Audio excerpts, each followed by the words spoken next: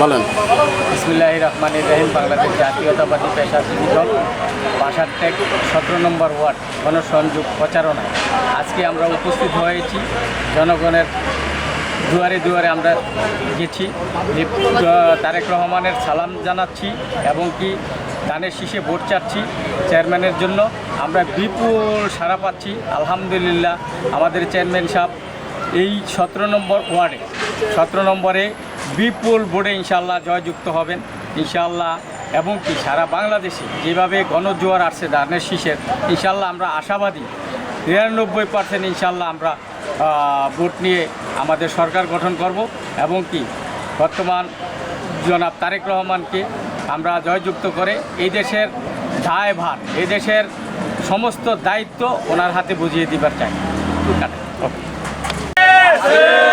বাসারটেকবাসীর